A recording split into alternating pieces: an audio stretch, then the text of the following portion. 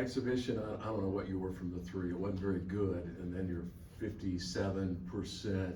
Where do you think you really are as a team shooting from the three? I think Dave, I think we're somewhere in between. We're not as bad as we shot at those first two exhibition games, and we're not as good as we shot at the last game. I think the top 8 were 12 of 20, 60%, and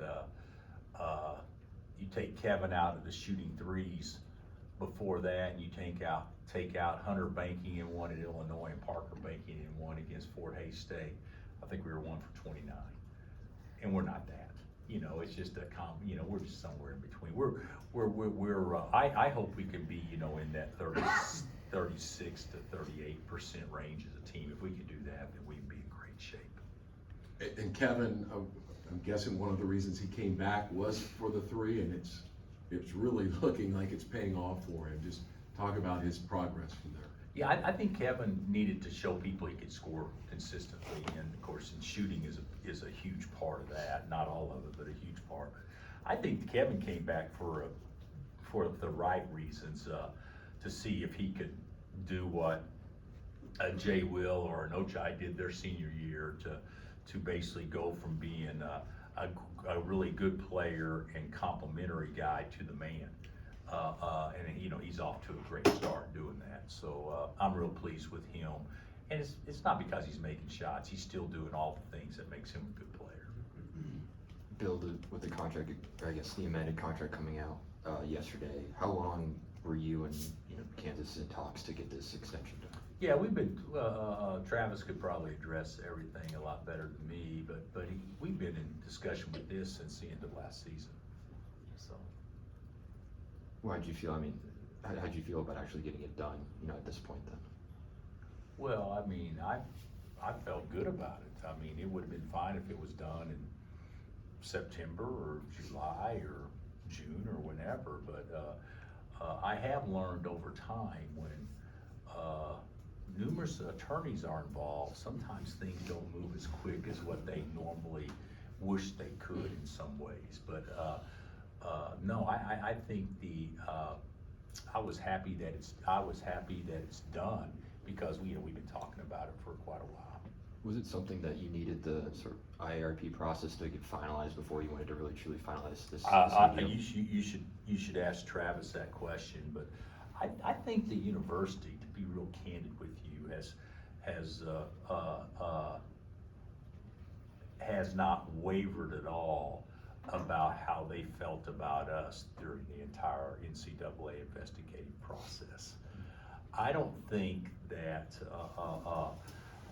in my mind, and I could be wrong, but I don't think in my mind that process was going to impact, based on them having all the information that nobody else had, was going to impact them wanting to move forward.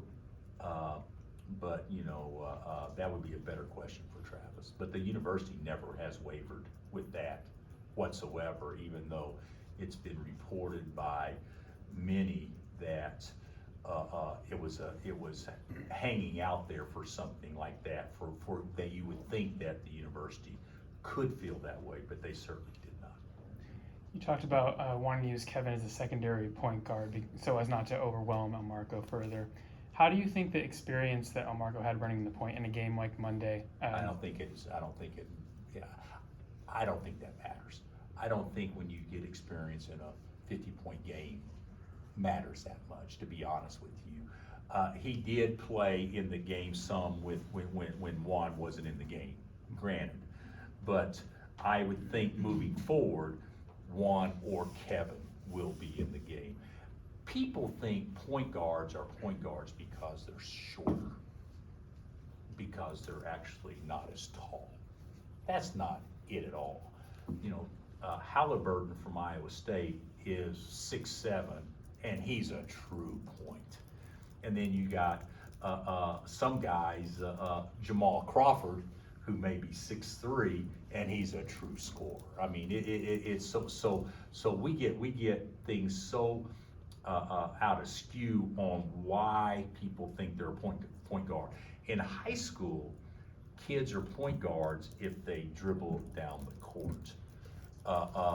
I'm talking about point guard, time, score, momentum, understand everything you're gonna do and understanding everything somebody else is gonna do.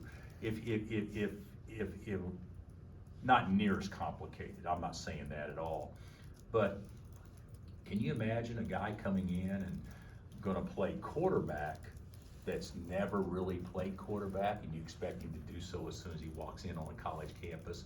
And will people say, well, he played quarterback some in high school. Yeah, they put him in the Wildcat and they hiked the ball to him. He ran around the right end or the left end. That's kind of what it looks like. Elmarko will be a point guard, but right now he's close. He's a combo type guard, and to get him from thinking, I think we're better off probably playing Kevin there. That's the only reason. That's the only reason. And that was a great analogy, just so you guys know. You guys should go with that. When you look at your career, do you look at it like you're halfway through, or 2/3 through, or 1/3 through? How do you look at your longevity coming up? Yeah, I think I'm just getting started. Hell no, I'm not only on the back 9, I'm on the back, 3 or 4. So, but that's okay, if I've been a head coach now for, is this 31? 31 years, head coach for 31 years. And that's 31 years, and of the 31 years, 23 of them have been in the fast lane, okay? I don't even count Tulsa as the fast lane, or Roberts, but Illinois and Kansas, that's the fast lane. I mean, you're competing against the big boys daily. So could I do it another 23 years? No, nor would I want to.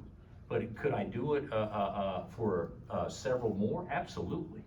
But I don't have a time frame on when the end is. But I'd say closer to 2/3 than 1/3. So, and I outscored Tad Boyle. I think going way back when. What about those that are speculating about Krzyzewski's record? If you stayed a certain amount of time, you could maybe be the. Yeah, who is speculating that? I don't want to single them out, but I've seen it on Twitter and stuff. Well, I will tell you this. I don't know if that record will be safe forever, because there's always, by the time somebody could break that record, the NCAA may allow you to play 50 games a season as opposed to 40. So who knows? But it won't be me. That is one now I would hope that we could win enough that somebody could speculate, but I'm giving you my word right now. That will not be me, nor will it get close to being me. What is the health of the team entering game 2, and what do you want out of game 2? Well, we want hopefully similar results as game 1. New coach, all new faces, new start, fresh. We don't know that much about. We've got a game on tape that we have, and we've studied that. But I'd like to see same energy. I don't know how you guys felt. I thought the biggest difference in the games, the exhibition games, and the other night, wasn't as much that we played better. It was that the energy and enthusiasm level was so much better. And when that's the case, I think that you obviously perform better. And so I just like to see some more of the same, and get as much momentum as we can get going into what will be a pretty treacherous row of opponents. Got a little taste when you return to the sideline Puerto Rico exhibitions, but are you doing anything different coaching wise given the health scare last spring? I mean, are you having a different approach out there now that these are games that count for real?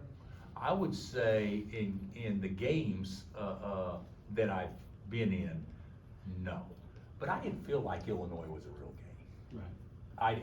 I didn't feel like Fort Hays State was a real game. I actually felt like the other night was a real game against North Carolina Central. So my enthusiastic level was also amped up compared to what it was the other games, just like our players were. So, but doing anything different, I don't think I'm doing much different. I don't think I would in the games anyway. I think I would more in practice. But I don't sense a big difference. It's not on your mind then? No, nothing's on my mind like that. What's the matchup Friday night? What do they bring, strengths, weaknesses, how do they match up with you guys specifically? You know, that was a good win they had the other night at Bryant. You know, people may not look at that, but anytime you win on the road, it's a good win against a Division I school, especially at their level when they're rebuilding and everything. But I see a team that'll play some zone, you know, maybe some 1-3-1, do some things different that we haven't probably seen that much, even in practice. But the biggest thing is I'm concerned about what they do, but I'm a lot more concerned about what we do. We just need to continue to get better, you know, just gradually get better. And I would say that whether we're playing Kentucky or Manhattan, it doesn't make any difference. We just got to keep getting better every day. Coach, next Tuesday, you and Calipari are going to be on opposite ends. When you were both assistants at KU in the 80s, did you ever have conversations about all the money that you guys would make as head coaches? Well, first of all, the answer is no. And our paths never crossed. We were like 2 weeks apart. So they never crossed. But when I was here, I made $4,400 a year, and I'm sure he was well in excess of that when he was here. But no, I've never had a talk about that, to be honest with you, Coach. And you know, the thing about it is, I'm happy for anybody when they do well. I'm not jealous about that at all. When they do well, and certainly John has done very well over the course of his career. So I'm happy. I'm happy for him and happy about that. But I will tell you this: both he and me, or whoever it is, you know, having your team play close to their ceiling is far more important towards happiness in our world than what other people may think it is. Bill, we saw in the women's side of the game, number 1 take on number 20 and lose by a little bit, and you guys were playing North Carolina Central, who were not ranked. In years past, you start off that Champions Classic where you just jump into it with Kentucky. This time you have 2 games beforehand. Do you prefer to kind of jumping into it, kind of like as a start of college basketball, or do you like the way it's been going the last couple of years? I think for our sport, it's better to jump into it. For us, I think it's better to play 2 games first. I think that the chances of you actually performing at a level that would bring positive recognition and things to the sport to get people excited about it for a year, there's a better chance to have better play if in fact, you know, you've got a couple of games under your belt. But to get people amped up and excited about the season and advertising Champions Classic as the opening tip-off, and then to have the games run all day, I think it's pretty good. But I don't know exactly what it was. I thought it was always on election day. Used to be. And that's also not sending a great message there too. So you know, there's reasons why it's moved. And I think the NCAA may have passed a temporary rule for civic duty day. Yeah, civic duty, no competition. No competition, but I think they backed off of that. But that was actually an NCAA agenda item to get away from what we were doing, because we didn't want to take away from what actually is, you know, real world events too. So I think for me personally, I'd rather have 2 games. I'd rather be able to see how they may run some action, so that way we don't look like we never guarded anything when we get out there. And we still may look that way, but I would rather do it the way it is right now. And I know you said you're on the back 3 to 4, if you will, to use that golf reference, but still, when you hear a lifetime contract, that's got to mean something to you, that you're entrusted for the duration of however long you're the coach. Yeah. You're here. Yeah, well, you know, the chancellor and I did that, you know, before Travis got here, And basically, this just kind of changed the terms within that, but no, I'm excited, I'm excited about that. Make no mistake, they can still get rid of him. You know, that's part of the way, that's why contracts are written, where there's, if this happens or that happens and this happens and these are consequences. I get that, but that's the way it should be, you know, in every walk of life. So I'm excited that I will finish my career here. Yeah. Is Furphy making great strides? I think Johnny's doing well. I don't think he's 100% healthy though. You know, he's obviously got to get stronger. You know, he's a high school senior, and that left early, but I think he's doing really well. He reminds me so much of Steve in a lot of ways, but I thought he did pretty well the other night. Did you like your starting lineup, and have you decided what to do with the fifth spot? Well, we got off to a good start, so I would say I like the starting lineup.